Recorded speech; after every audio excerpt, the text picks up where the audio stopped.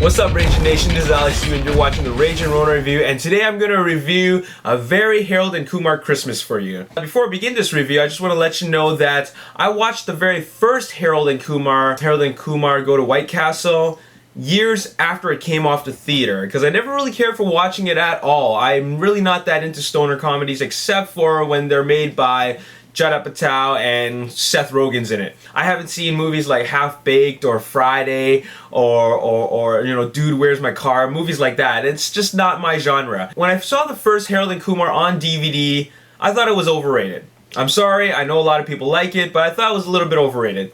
Then later on, I skipped the second movie, didn't bother to watch that one at all. But then I saw the trailer for A Very Harold and Kumar Christmas, and then I was looking forward to that. I actually really wanted to watch that. The trailer looked funny, and one of the main reasons why I wanted to watch it was because the trailer had a huge emphasis on the 3D, and I knew that this was going to be really gimmicky 3D, and I'll get into that later. First, let's talk about the movie itself.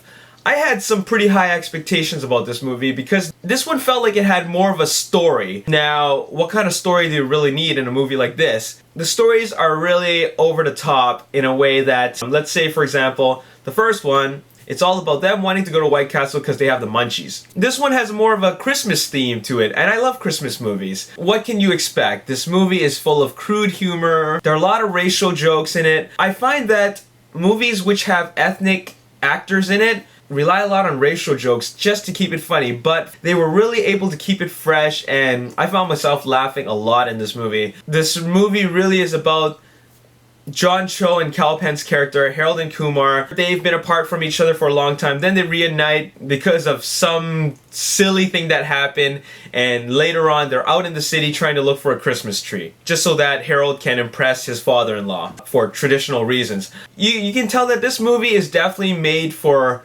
people who love to get high, because there's just really a lot of trippy scenes in that movie that just make you go, what the hell is going on here? It's funny, it works, and I'm gonna have to say that I thoroughly enjoyed this movie. The movie is only 90 minutes long, but it felt like a really fun 90 minutes. That comedy is obviously over the top, a lot of sight gags, and I think it's the type of movie where you don't really need to be high to enjoy it. This movie is obviously an R-rated movie, so there's a lot of coarse language, sex-related jokes, a lot of racial humor, some pretty disgusting scenes. But overall, it's really, really funny if you have an open mind. Now, you know, I've always told you that I am an advocate of really good 3D, and I was really skeptical at first about what a 3D Harold and Kumar movie would be like, but this one worked. Now, it's the gimmicky type of 3D. What I mean by gimmicky type of 3D is that they just love throwing stuff at you, and it stays in the screen in slow-mo, and you just are like, wow. And yeah, sometimes it might be really too trippy for you if you're totally stoned out, but the fact is that they really, really wanted to put an emphasis on making the 3D just stick out.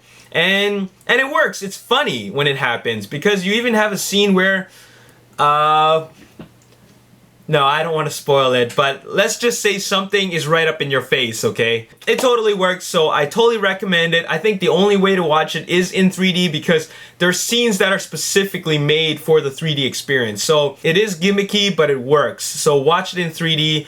I really enjoyed this movie. I give this movie a 7.5 out of 10, and I don't think you need to be high to watch this one. Check out my next review when I review The Immortals. This is Alex, thanks for watching the Ragin Ronin review. Peace. That fight was really well choreographed, and it was really exciting. That was the best scene in the movie. I didn't care for the airships. It was kind of different. I've never seen anything like that before.